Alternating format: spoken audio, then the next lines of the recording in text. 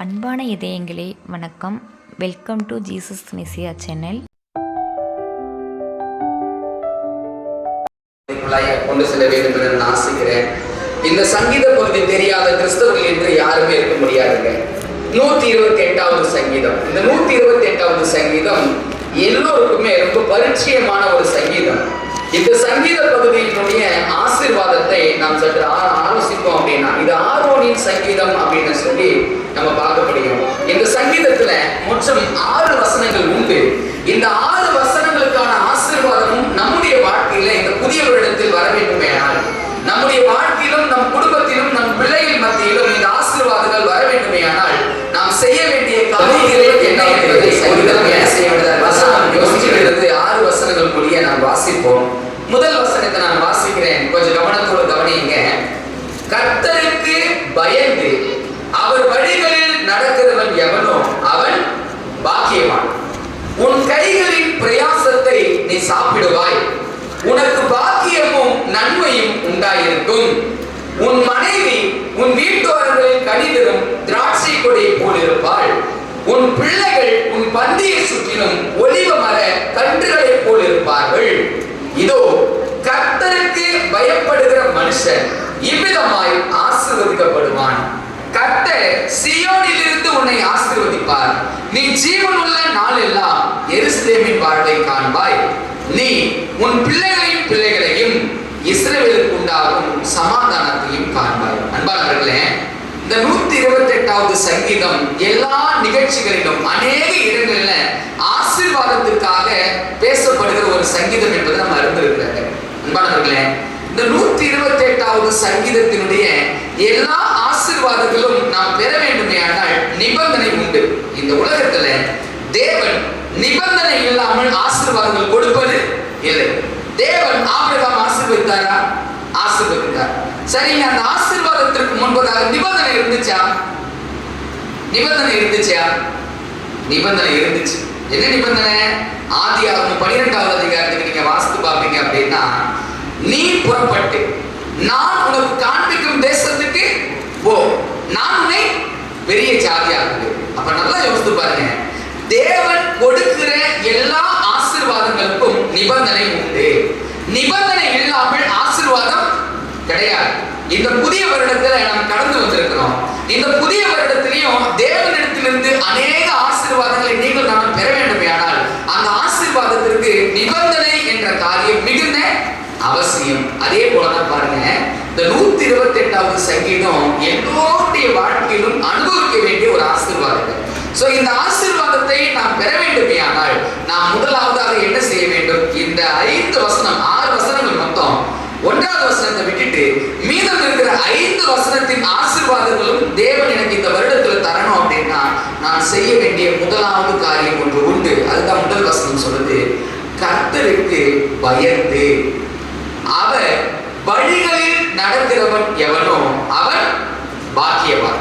இப்ப முதல் வார்த்தை கர்த்தருக்கு பயந்து அப்படின்னு பாத்தீங்களா? இந்த கர்த்தருக்கு பயந்து அப்படின்னா என்ன அர்த்தம்? வேதாகமும் கர்த்தருக்கு பயப்படுதலை குறித்து என்ன சொல்கிறது அப்படி என்பதை நம்ம ஒரு கணம் யோசிக்க வேண்டியதா இருக்கிறது. சில வசனங்களை நான் வாசிக்கிற பாருங்க. கர்த்தருக்கு பயந்து அப்படின்னா என்ன அர்த்தம்? பிரசங்கியின் புத்தகம் 12வது அதிகாரம், பிரசங்கி 12வது அதிகாரம் வசனம் 13 நான் வாசிக்கிறேன், கவனத்தோடு கவனிங்க. கர்த்தருக்கு பயப்படுதல் அப்படின்னா என்ன அர்த்தம்? தேவனுக்கு பயப்படுதல் என்ன அர்த்தம்? காரியத்தின் கடைத்தொகையை கேட்போமாக. தேவனுக்கு பயந்து அவர் கற்பனைகளை கைக்கொள், எல்லா மனுஷர் மேல் விழுந்த கடமை இதுவே. அப்ப வசனம் அழகா சொல்லுது, கர்த்தருக்கு பயப்படுகிற மனுஷன் அவன் பாக்கியவான் அப்படின்னு சொல்லி வாசிச்சோமே. கர்த்தருக்கு பயப்படுதல்னா என்ன அர்த்தம் அப்படின்னு பைபிள் சொல்லுது? அவருடைய கற்பனையின்படி பாடுதல். அதுதான் பிரசங்கி அழகா சொல்றாரு, காரியத்தின் கடைத்தொகையை கேட்போமாக, தேவனுக்கு பயந்து அவர் கற்பனைகளை கைக்கொள். அப்ப இந்த 128வது சங்கீதத்தை நம்ம வாசிச்சீங்களா? இந்த 128வது சங்கீதத்துல நம்ம வாசிக்கிற பொழுது 5 வசனங்கள். 2வது வசனம், உன் கையின் பிரயாசத்தை நீ சாப்பிடுவார். எப்பொழுது நாம் நம்முடைய கையின் பிரயாசத்தை சாப்பிட முடியும் அப்படின்னா, எப்ப நாம் தேவனுடைய கற்பனைகளுக்கும் கட்டளைகளுக்கும் உண்மையும் நம்முடைய கையின் பிரயாசம் நாம் என்ன பண்ண முடியும்? சாப்பிட முடியும். நீங்க யோசித்து பாருங்களேன், அநேக குடும்பங்கள், நம்முடைய குடும்பங்கள் இருந்தாலும் சரி, வெளியிலே சரி, நிறைய பேர் சொல்லுவாங்க, என்னத்தை சம்பாதிச்சு என்னத்தை செய்யறது, சம்பாதிக்கிறேன் ஒண்ணு மிச்சம் பண்ண முடியல, இப்படி வர்ற மாதிரி தெரியுது, அப்படி என்ன பண்ணிடுது, போயிடுது. இந்த சம்பாதியத்தை எங்களுக்கு ஒரு நிறைவான ஆசீர்வாதமாவே இல்லை. ஏன் இல்லை? அததான் ஆண்டவர் சொல்றாரு, உன்னுடைய கையின் பிரயாசம் எப்பொழுது ஆசீர்வதிக்கப்படும் அப்படின்னா, நீ எப்ப தேவனுக்கு உண்மையும் மொத்தமாய் கீழ்ப்படிந்து நடக்கிறீர்களோ அப்பொழுதுதான் நம்முடைய கையின் பிரயாசங்கள் ஆசீர்வதிக்கப்படும். இப்படி ஆசீர்வாதத்தை அனுபவித்த மனுஷன் யாராவது வேதாகமத்துல உண்டுங்களா? ஈசாக்கு வேதம் சொல்லுது, ஈசாக்கு விதை விதைத்தான். அந்த விதையினுடைய பலன் எத்தனை பங்கு ஒரு அறுவடை செய்தாரா? 100%. 100%. எப்படி ஈசாக்கு விதை விதைத்து 100% அந்த பலனை அடைய முடிந்தது அப்படின்னா, ஈசாக்குடைய வாழ்க்கையை போய் பாருங்க. ஈசாக்கு மாலை நேரத்தில் தோறும் அவர் தியானத்துக்கு புறப்பட்டு போவார். தேவனுடைய கற்பனைகளுக்கும் தேவனுடைய கட்டளைகளுக்கும் உண்மையா ஈசாக்கு கீழ்ப்படிந்தபடினால விதை விதைப்புல ஒரு பங்கு கூட அது வீணா போகலைங்களா? கர்த்தருடைய வேத புத்தகம் சொல்லுது. நான் யோசிப்பேன் நிறைய நேரங்கள்ல, ஒரு மனுஷன் விதை விதைக்கிறான், பறவைகள் பொறுக்காதா? விதைகள் நிலத்தில் விழுகிறது, ஒரு விதை கூட அது பலனை கொடுக்காம அது விளையாமல் போகாதா அப்படின்னு நான் யோசிச்சு பார்த்தேன். ஈசாக்குடைய சம்பவத்தை போய் வாசிக்கும் பொழுது ஆண்டவர் ஒரு அற்புதமான சத்தியத்தை எனக்கு பர்சனலா கற்றுக் கொடுத்தாரு. எப்படி ஈசாக்கு விதை விதைத்து 100 தடையான ஆசீர்வாதத்தை அறுவடை செய்ய முடிந்தது அப்படின்னா, அந்த ஈசாக்கு ஆபிரகாமின் தேவனுக்கும் யாக்கோபின் தேவனுக்கும் அவர் உண்மையும் உத்தமமா இருந்தார். தகப்பன் என்ன வழியை பிள்ளைக்கு சொல்லிக் கொடுத்தாரோ அந்த வழியில் இருந்து அவர் மீறவே இல்லை. எங்க பார்க்க முடியும் அந்த சம்பவத்தை அப்படின்னா, தேவன் ஆபிரகாம் கிட்ட பரிசீலித்தபடி ஈசாக்கை கேட்டார். ஆபிரகாமும் 3 நாள் பிரயாண தூரமா எங்க போனாரு? மோரியா அந்த மலைக்கு போனார். இப்ப மோரியா மலைக்கு போனவர் என்ன செய்யறாருன்னா, வேலைக்காரங்க எல்லாரும் கீழே நிறுத்திட்டு தன் மகனையும் அந்த விறகு கட்டைகளை மட்டும் கொண்டுட்டு எங்க போறாரு? மேல போறாரு. மேல போகும் பொழுதெல்லாம் பிள்ளை கேட்கிறாரு, ஆட்டுக்குட்டி என்ன, எங்க ஆடு எங்கப்பா அப்படின்னு கேட்கிறாரு. அதுக்கு தகப்பன் என்ன சொல்றாரு, ஆட்டை தேவன் பார்த்து கொள்வார் சொல்லிதான் கூட்டு போறாரு. இப்ப கூட்டு போயிட்டு கற்களை அடுக்கியாச்சு. கற்களை அடுக்கிட்டு இப்ப ஈசாக்கு அது கிடத்துவதற்கு ஆபிரகாம் என்ன செய்யறாருன்னா, கயிறு எடுத்து அந்த பிள்ளையினுடைய கையை கட்டுறாரு. இப்ப அந்த பிள்ளை தகப்பன்கிட்ட என்ன கேட்டுருக்கணும், அப்பா ஏன்பா என் கையை கட்டுறீங்க, பாருங்க அம்மா கிட்ட சொல்லாம கூட வந்திருக்கிறீங்க, நீங்க இப்படி எல்லாம் செஞ்சீங்கன்னா நான் அம்மா கிட்ட உங்களை சொல்லிடுவேன் அப்படின்னு ஒரு வார்த்தையாவது பேசிடுவோம். பிள்ளை பேசிச்சா? இல்ல. சரி, கையை கட்டும் போது வாலிபன், இந்த ஈசாக்கு அந்த நேரத்தில் ஒரு வாலிபன் பார்க்கிறோம். இந்த வாலிபன் தன் தகப்பனை உதவி தள்ளிட்டு அதை எடுத்து தப்பிச்சிருக்க முடியுமா? முடியாதா? பிள்ளை தப்பிச்சாரா? இல்லைங்க. யோசிச்சு பார்க்கிறேன் நான், அந்த பிள்ளை தகப்பனால எப்படி வளர்க்கப்பட்டது, எப்படி கீழ்ப்படுதல் உள்ள பிள்ளையா இருந்தது அப்படி என்பதை நம்ம பார்க்க முடிந்தது. அந்த ஈசாக்கு தேவனுக்கு உண்மையும் மொத்தமா கீழ்ப்படிந்தபடினால்தான் ஆண்டவர் அந்த ஈசாக்கு விதை விதைத்த போது 100% பலனை அடையும்படியான காரியத்தை கொடுத்தார். யோசித்து பாருங்க, விதை அந்த நிலத்துல விழுந்துச்சு, ஒரு விதை கூட முளைக்காமல் போகவில்லை. பறவைகள் கூட அதை பட்சித்து போக முடியாத அளவுக்கு தேவனுடைய பாதுகாப்பு இருந்துச்சு. உன் கைகளின் பிரயாசத்தை நீ சாப்பிடுவாய் அப்படின்னா எப்ப சாப்பிட முடியும்? தேவனுக்கு உண்மையும் உத்தமமாய் கீழ்ப்படியும் போது மாத்திரம்தான் கையின் பிரயாசத்தை சாப்பிட முடியும். 2025 வருஷத்துல ஒருவேளை நீங்க சம்பாதித்த அந்த சம்பாதியத்தின் அந்த தொகை உங்களுக்கு ஆசீர்வாதமா இல்லாம போயிருந்தா சிந்திச்சு பாருங்க, எங்க தேவனுடைய கற்பனை நம்ம மீறி நடந்திருக்கிறோம். ஒருவேளை 2026 வருஷத்துல அந்த காரியத்தை நாம் சரி செய்து தேவனுக்கு கீழ்ப்படுகிற காரியத்தில் உண்மையும் மொத்தமா கீழ்ப்படிவோம் அப்படின்னா நம்முடைய கையின் பிரயாசத்தை நம்ம என்ன பண்ண முடியும்? சாப்பிட முடியும் என்பதை 128வது சங்கீதத்துல முதல் ஆசீர்வாதமா பார்க்கிறோம். இரண்டாவது ஆசீர்வாதம் 3வது வசனத்துல இருக்குது. என்ன வருது? உன் மனைவி உன் வீட்டோரங்களில் கனிதரும் திராட்சை கொடியை போல் இருப்பார். உன் பிள்ளைகள் உன் பந்தியை சுற்றிலும் ஒலிவ மர கன்றுகளை போல் இருப்பார்கள். இரண்டாவது ஆசீர்வாதத்தை ஆண்டவர் சொல்றாரு. என்ன சொல்றாருன்னா, உன் மனைவி உன் வீட்டோரங்களில் கனிதரும் திராட்சை கொடியை போல் இருப்பாள் அப்படின்னு ஆண்டவர் சொல்றாரு வச்சுக்கோங்களேன். இப்ப அந்த திராட்சை கொடி கனி தரணும் அப்படின்னா அந்த திராட்சை கொடிக்கு என்னெல்லாம் செய்யணும்? என்ன செய்யணும்? நீர் பாய்ச்சணும், உரம் போடணும், இது எல்லாம் அதை பராமரிச்சு கவனிச்சாதான் அது என்ன பண்ணும்? கனி கொடுக்கும். இன்னைக்கு நிறைய நேரத்தில் எல்லா குடும்பங்களையும் சொல்றது என்னன்னா, ஏன்தான் இவங்களை நான் திருமணம் பண்ணனே சொல்லுவாங்களா? ஏன் அது வருது? அன்பானவர்களே, கணவனுக்கு மனைவி செலுத்த வேண்டிய அன்பை செலுத்த வேண்டும். மனைவி கணவனுக்கு செலுத்த வேண்டிய அன்பை செலுத்த வேண்டும். பெற்றோர்கள் பிள்ளைகளுக்கு செய்ய வேண்டிய அன்பையும் கடமையும் செலுத்த வேண்டும். பிள்ளைகள் பெற்றோருக்கு செலுத்த வேண்டிய கடமையும் அன்பையும் செலுத்த வேண்டும். அப்படி அன்பை செலுத்தினா மாத்திரம்தான் இங்க சொன்ன வார்த்தையுடைய ஆசீர்வாதம் நம்ம வாழ்க்கையில வரும். என்ன அர்த்தம்? எப்ப திராட்சை கொடி கனி கொடுக்கும் அப்படின்னா அதை பராமரிக்க வேண்டிய விதத்துல பராமரிக்கணும், பாதுகாக்கணும். அதற்கான அன்பை செலுத்தும் போதுதான் நீர் பாய்ச்சுவோம், உரம் செலுத்துவோம். அப்படி செலுத்தினா மாத்திரம்தான் அந்த திராட்சை கொடி கனி கொடுக்கக்கூடிய ஒரு திராட்சை கொடியாக இருக்கும். பிள்ளைகள் ஒலிவ மர கன்றுகளை போல இருப்பார்கள் அப்படின்னு சொல்லி ஏன் பிள்ளைகளை ஒலிவ மர கன்றுகளை கூப்பிடுறாங்க தெரியுங்களா? ஒலிவ மரம் நீண்ட ஆயுளுடையது. நீண்ட ஆயுளுடைய மரம் தான் ஒலிவ மரம். இப்ப அந்த ஒலிவ மரம் நீண்ட ஆயுளுடையது. கொஞ்சம் கொஞ்சமாய் அது வளர்ச்சி நேராக எப்படி அழகா இருக்கிறதோ அதே விதமாக நம் பிள்ளைகளுக்கு நாம் செலுத்த வேண்டிய கடமைகளையும் அன்புகளையும் சரியாக செலுத்தும் பொழுது நம் பிள்ளைகள் ஒலிவ மர கன்றுகளை போல நீடூழி வாழ்வார்கள், வளருவார்கள் என்பதை ஆண்டவர் சொல்றார்.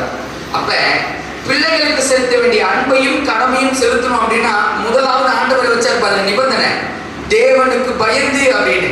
கற்பனையை கை கொள்ளாத மனுஷனோ மனுஷியோ ஒருபோதும் தன் குடும்பத்தில் அன்பு செலுத்தவே முடியாது. அங்க வருத்தமும் சஞ்சலமும் தான் அதிகமாக இருக்கும் என்பதை நம்ம புரிந்து கொள்ளணும். அப்ப நம்ம குடும்பத்துல மனைவி கனிதம் திராட்சை கொடியா இருக்கணும் அப்படின்னா கற்பனையை கை கொள்ளணும். பிள்ளைகள் ஒலிவ மர கன்றுகளை போல வளரணும் அப்படின்னா அங்க தகப்பன் தாயும் அந்த கற்பனையை கை கொள்ளணும். தேவனுக்கு பயந்து நடக்கிற மனுஷன் இவ்விதமாய் ஆசீர்வதிக்கப்படுவான். இரண்டாவது ஆசீர்வாதம். மூன்றாவது ஆசீர்வாதம் பாருங்க, 4வது வசனத்துல தான் சொல்றாரு, இதோ கர்த்தருக்கு பயப்படுகிற மனுஷன் இவ்விதமாய் ஆசீர்வதிக்கப்படுவான். கர்த்தருக்கு பயப்படுதல் என்ன சொன்னோம்? கற்பனைக்கு கீழ்ப்படுகிற வாழ்க்கை. அப்ப கற்பனைக்கு உண்மை மொத்தமாய் கீழ்ப்படியும் பொழுது இப்படிப்பட்ட ஆசீர்வாதங்களை பரலோகத்தில் ஆண்டவர் தருகிறார். 5வது வசனத்துல பாருங்க, கர்த்தர் சீயோனில் இருந்து உன்னை ஆசீர்வதிப்பார், நீ ஜீவனுள்ள நாளெல்லாம் எருசலேமின் வாழ்வை காண்பாய். ஜீவனுள்ள நாளெல்லாம் எருசலேமின் வாழ்வை காண்பாய் அப்படின்னா எருசலேம் என்பதற்கு என்ன தெரியுங்களா அர்த்தம்? சமாதானம். சாலோம் அப்படின்னா சமாதானம் அர்த்தம். அப்ப எருசலேமின் சமாதானம் என்பது ஆண்டவர் சொல்றாரு, உன் குடும்பத்துல எப்ப சமாதானம் நிலைத்திருக்கும் அப்படின்னா, உன் குடும்பத்துல எப்பொழுது சந்தோஷம் நிலைத்திருக்கும் அப்படின்னா நீ தேவனுடைய கற்பனைகளுக்கு உண்மையை மொத்தமா கீழ்ப்படியும் போதுதான் உன்னுடைய குடும்பத்துல சமாதானம் நிலைத்திருக்கும். இன்னைக்கு நம்ம அநேகருடைய குடும்பங்கள்ல யோசித்து பாருங்க, தேவனுடைய கற்பனைகளுக்கு கீழ்ப்படுகிற வாழ்க்கை இல்லை அப்படின்னா அந்த குடும்பங்களை பார்க்க முடியாது, சமாதானத்தை பார்க்க முடியாது. ஆனா இந்த 2026ஆம் வருஷத்துல பாருங்க, யோசித்து பாருங்க, தேவனுக்கு உண்மை மொத்தமா கீழ்ப்படியுங்க, நிச்சயமா ஆண்டவர் உங்களுக்கு தருவேன்னு சொன்ன இந்த சமாதானத்தை ஆண்டவர் என்ன பண்ணுவார்? நிச்சயம் கொடுப்பாருங்க. அப்ப குடும்பம் சமாதானமா இருக்கணும் அப்படின்னா நிபந்தனை தேவனுடைய கற்பனைகளுக்கு கீழ்ப்படிய வேண்டும். 6வது வாக்கியம், நீ உன் பிள்ளைகளின் பிள்ளைகளையும் இஸ்ரவேலுக்கு உண்டாகும் சமாதானத்தையும் காண்பாய். ஆண்டவர் சொல்றாரு, இன்னைக்கு இந்த உலகத்துல ஒரு பிரச்சனை ரொம்ப பெருக்கெடுத்து போகும். என்ன பிரச்சனை தெரியுங்களா? விதையில்லாத கனியை புசிக்கிறதுனால எது இல்லை இல்லை. அந்த ஒரு வார்த்தையில சொல்லணும் அப்படின்னா பிள்ளையற்று போகிற ஒரு சூழ்நிலை இன்னைக்கு இந்த காலங்களில் அதிகமாக காணப்பட்டு வருகிறது. அன்பானவர்களே, நீங்க யோசிச்சு பாருங்க, தேவன் உன் பிள்ளைகளின் பிள்ளைகளையும் நீ காண்பாய் அப்படின்னு சொல்லியிருக்கிறாரு அப்படின்னா அதற்கான ஆசீர்வாதம் நமக்கு கொடுத்த ஆண்டவர் வச்சிருக்கிறாரு. அப்ப அந்த ஆசீர்வாதம் நம்ம சுதந்திரிக்கணும் அப்படின்னா நீங்க உபாகம புத்தகத்தில் எடுத்து வாசித்து பார்த்தீங்கன்னா அவர் சொல்ற இஸ்ரவேலுக்குள்ள ஒரு பகடல் கூட இல்லை. காரணம் என்ன தெரியுங்களா? மக்கள் உண்மை மொத்தமாய் தேவனுடைய கற்பனைகளை கீழ்ப்படுவாங்க. 10 பிரமாணத்தை பார்த்த மாதிரி இது பேசல. தேவன் 2 விதமான பிரமாணங்கள் நம்ம கொடுத்திருக்கிறார். என்னென்ன பிரமாணம் தெரியுங்களா? ஆவிக்குரிய வாழ்க்கையை வளர்ப்பதற்கு ஆவிக்குரிய பிரமாணமாகிய 10 கற்பனை, சரீரத்தை வளர்ப்பதற்கும் ஆரோக்கியமாய் நாம் வளர்வதற்கும் ஆண்டவர் எந்த பிரமாணத்தை கொடுத்திருக்கிறார்? ஆரோக்கிய பிரமாணம். இன்னைக்கு அந்த பிரமாணம் நம்ம வாழ்க்கையில் உயிரோட இருக்குதுங்களா? ஆரோக்கிய பிரமாணம் ஒரு பிரமாணம் இருக்குதுன்றது தெரியுங்களா? அன்பானவர்களே, எப்பொழுது இந்த 6வது வசனத்தினுடைய ஆசீர்வாதம் நமக்கும் நம் குடும்பங்களுக்கும் கிடைக்கும் அப்படின்னா எப்பொழுது நாம் ஆரோக்கிய பிரமாணங்களுக்கு உண்மையை மொத்தமாக கீழ்ப்படுகிறோமோ அப்பொழுது தேவன் இதற்கான ஆசீர்வாதம் நம்முடைய வாழ்க்கையில கொடுப்பார். ஒரே ஒரு காசு சொல்லி முடிச்சிடுறேன். 2025ஆம் வருஷத்துல கடந்து போன காலங்களை யோசிக்காதீங்க. எத்தனையோ கசப்புகள், எத்தனையோ அனுபவங்கள், எத்தனையோ காயங்கள் நீங்க கடந்து வந்திருக்கலாம். அந்த காலங்களை நீங்களும் மாற்ற முடியாது, நானும் மாற்ற முடியாது. ஆனா எதிர்காலம் என்ற ஒரு காலம் இருக்குது. 2026 ஒரு வருஷம் இருக்குது. அந்த காலத்தை நிச்சயமாய் மாற்றக்கூடிய வல்லமை தேவனிடத்திலும் உண்டு. அந்த வல்லமைக்கு ஒப்புழைக்க வேண்டிய கடமைக்கான காரியம் நம்மிடத்திலும் உண்டு. ஒருவேளைங்க இந்த 2026 வருஷத்துல தேவனுடைய கற்பனைகளுக்கு, ஆவிக்குரிய பிரமாணத்துக்கும் ஆரோக்கிய பிரமாணத்துக்கும் நாம் உண்மையும் முத்தமாய் கீழ்ப்படிவோமானால் இந்த 128வது சங்கீதத்தில் சொல்லியிருக்கிற எல்லா ஆசீர்வாதங்களையும் ஆண்டவர் உங்களுக்கும் எனக்கும் நம் குடும்பங்களுக்கும் திருச்சபைகளுக்கும் நம்ம பிள்ளைகளுக்கும் ஆண்டவர் கொடுத்து நம்மை ஆசீர்வதிப்பார் என்பதில் எந்தவித சந்தேகமும் இல்லை. கர்த்தருடைய வேத புத்தகம் சொல்லுது, யாரை ஆசீர்வதிப்பது கர்த்தருக்கு பிரியம் தெரியுங்களா? இஸ்ரவேலை ஆசீர்வதிப்பதே கர்த்தருக்கு பிரியம். அப்ப நீங்க சிந்திச்சு பாருங்க, நீங்கள் நானும் ஆசீர்வாதமா இல்லாமல் இருப்பதை ஆண்டவரால் தாங்கிக் கொள்ள முடியுமா? நீங்கள் நானும் ஆசீர்வாதம் இல்லாமல் ஒரு வாழ்க்கையை நம்ம வாழ்ந்து கொண்டிருப்போம் அப்படின்னா அதை குறித்து தேவன் எவ்வளவு வருத்தப்படுவார்கள். ஆண்டவர் சொல்றாரு, மகனே மகளே, 2026 வருஷத்துல கற்பனை உண்மையா வாழ நீ கொஞ்சம் ஸ்டெப் எட, நீ தேவனுக்கு உண்மையா வாழ கொஞ்சம் பிரயாசப்பட, நீ தேவனுக்கு உண்மையா இருக்க கொஞ்சம் யோசிச்சு பாரு. நீ உண்மை உத்தமமா தேவனுடைய கற்பனைக்கு வாழுவ அப்படின்னா நிச்சயமா 128வது சங்கீதத்தின் ஆசீர்வாதத்தை நான் உனக்கு தரவே தந்து நிச்சயமா நான் என்ன பண்ணுவேன் அப்படின்னா ஆசீர்வதிப்பேன் என்ற காரியத்தை ஆண்டவர் நம்ம கிட்ட சொல்றாரு. கிறிஸ்துவர்களே, இந்த காலங்களில் தேவனுக்கு உண்மையாய் வாழ நம்ம பிரயாசப்படுவோம். ஆண்டவர் சொல்லிக் கொடுத்த இந்த பாடங்களை அனுதின வாழ்க்கையில் நாம் கடைபிடிக்க பிரயாசப்படுவோம். இந்த 128வது சங்கீதத்தை வீட்டை வாசித்து பாருங்க. உங்களுடைய குடும்பத்திலும் என்னுடைய குடும்பத்திலும், உங்களுடைய வாழ்விலும் என்னுடைய வாழ்விலும் என்ன குறைகள் இருக்கிறது என்பதை நாம் கண்டறிந்து தேவனுடைய பிரமாணத்தில் எங்க நம்ம இடரை நடக்கிறோம் என்பதை யோசிப்போம். கர்த்தர் தாமே நம் அனைவரையும் ஆசீர்வதிப்பாராக.